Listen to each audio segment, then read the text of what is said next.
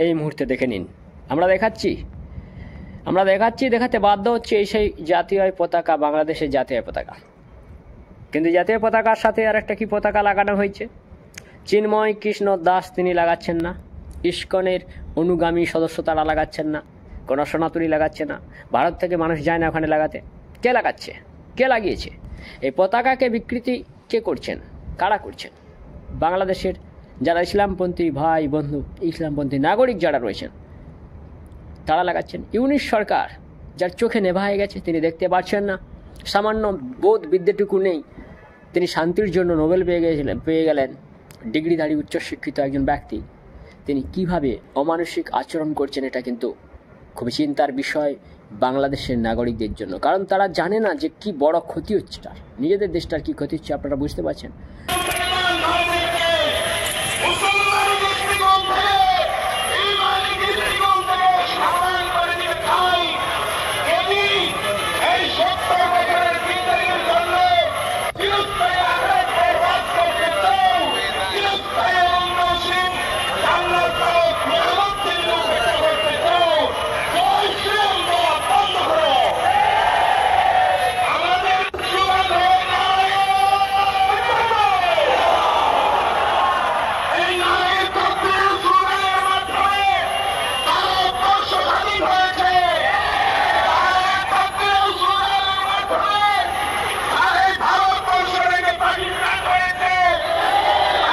নিজেদের দেশটার কি ক্ষতি হচ্ছে আপনারা বুঝতে পারছেন।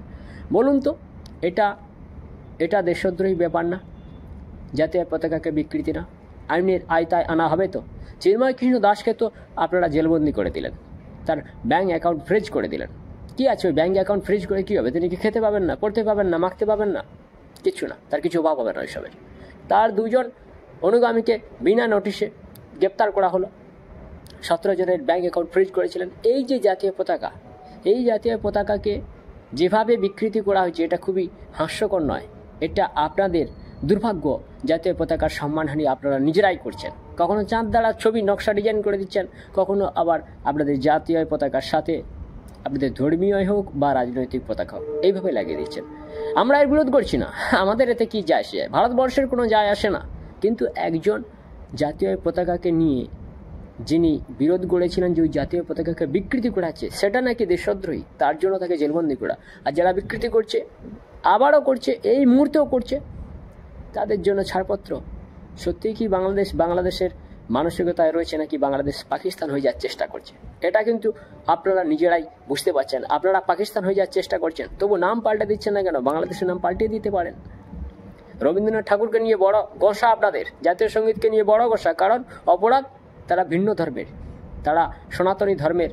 সেই সনাতনীদের কোনো জিনিস আপনারা যেন ছুবেন না, কোনো জিনিস কিছু করবেন না। কিসের এত রাগ, কিসের এত ঈর্ষা? আপনারা আপনাদের বুদ্ধিমত্তা দিয়ে পৃথিবীর মানচিত্রে আপনারা শক্তিশালী দেশের তালিকায় প্রথম সারিতে চলে যান না? ভারতের অনেক শুভকামনা রয়েছে, অনেক শুভকামনা রইল, এত হিংসা কিসের? ভারত স্বাধীনতা লাভের পর থেকে এই বিগত 2024-এর মাথায় যেভাবে পৃথিবীর শক্তিশালী 3 নম্বর 4 নম্বর দেশে পরিণত হয়ে গেছে, এটা কি আপনাদের আফসোস, নাকি এটা রাগ, নাকি এটা অভিমান? এই অভিমান করে কী হবে? আপনারাও অনেক শক্তিশালী হওয়ার চেষ্টা করুন, কিন্তু এই হিংসা দিয়ে নয়, শান্তির সাথে, অনুভূতির সাথে, আবেগের সাথে। কিন্তু কী সব করছেন? আমাদের ভারতবর্ষের স্যাটেলাইট কোনো চ্যানেলে অন্ততপক্ষে এই পতাকার, এই যে বিকৃতি পতাকা, এইটা দেখাতে পারে না। 54,000 কোটি টাকা শেয়ার মার্কেট, পুঁজি বাজারে আপনাদের এই 3 মাসে, 2 দিন আগে জন্ম নেওয়া, মাত্র কদিন আগে জন্ম নেওয়া নতুন বাংলাদেশ, 3 মাসে ইউনিশ সরকারের রাজত্বকালে, 3 মাসের রাজত্বকালে পুঁজি মার্কেট বা শেয়ার বাজারে আপনাদের বাংলাদেশি বিনিয়োগকারীরা অভিযোগ তুলছেন, এবং 90 থেকে 95% সেই শেয়ার বাজারে বিনিয়োগকারী যারা, তারা ইসলামপন্থী ভাই বন্ধু, বাঙালি বাবু, আমার বাঙালি বাবু, আপনাদের দেশের নাগরিক।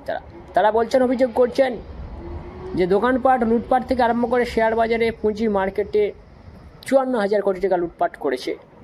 5ই আগস্টের পর থেকে, ছাত্র জনতা উত্থানের পর 5ই আগস্টের পর থেকে এই 3 মাসে শেয়ার বাজারে 54,000 কোটি টাকা লুটপাট বা নয়ছয় হয়েছে। এবং আপনাদের বা বাংলাদেশের জাতীয় প্রেস ক্লাব থেকে, বাংলাদেশ ক্যাপিটাল কালচারাল অ্যাসোসিয়েশনের পক্ষ থেকে কিন্তু এই বিবৃতি দেওয়া হয়েছে, এবং তারা ইউনিশ সরকারকে এই দায়ভার নিতে বলছেন। এবং বিনিয়োগকারীদের আস্থা এবং সুরক্ষার জন্য এই টাকা ফিরিয়ে দেওয়া, এবং সেই সাথে যারা লুটপাট করেছেন এত রাশি রাশি হাজার হাজার কোটি টাকা, তাদেরকে আইনের আওতায় এনে বিচার যেন হয়ে থাকে, এই দাবিটা তারা করছেন। এই 3 মাসে 54,000 কোটি টাকার 9-6 একটা শেয়ার মার্কেটের ক্ষেত্রে, তাহলে ভাবুন আর কত দিকে কত কিছু হতে পারে। জানেন, এই যে বলেন আপনারা শেখ হাসিনা সরকার দুর্নীতি করেছে, এসব নিয়ে ভারতের কোনো বা ভারতের নাগরিকের কোনো চিন্তা নেই, দুশ্চিন্তা নেই, সুচিন্তা নেই, কোনো ভাবনা নেই। কারণ এগুলো আমাদের কাছে কোনো ইস্যু না, এটা আপনাদের দেশের ব্যাপার, আপনারা আপনাদের ভালো মন্দটা বুঝবেন। কিন্তু দুর্নীতি সব দেশে রয়েছে। দুর্নীতির যে সরকার ফেলে দেওয়ার পর সেই এলাকার সংখ্যালঘুদের ধরে ধরে মারধর করা হবে, তাদের ব্যাঙ্ক অ্যাকাউন্ট ফ্রিজ করে দেওয়া হবে। এ কোথা করার নিয়ম? কোন দেশের নিয়ম? কোন সংবিধানের নিয়ম? কোন আইনের নিয়ম? আপনাদের বাচ্চা বাচ্চা ছেলেগুলো বিভিন্ন সভা করছে, জলসা করছে, বা সভা থেকে হুঁশিয়ারি দিচ্ছে আমরা তালেবান, ওরা বা সনাতনীরা যুদ্ধ করতে ভয় পায়, আমরা যুদ্ধ করতে ভালোবাসি, ওরা মরতে ভয় পায়, আমরা মারতে ভালোবাসি, এসব হুঙ্কার দেওয়া হচ্ছে।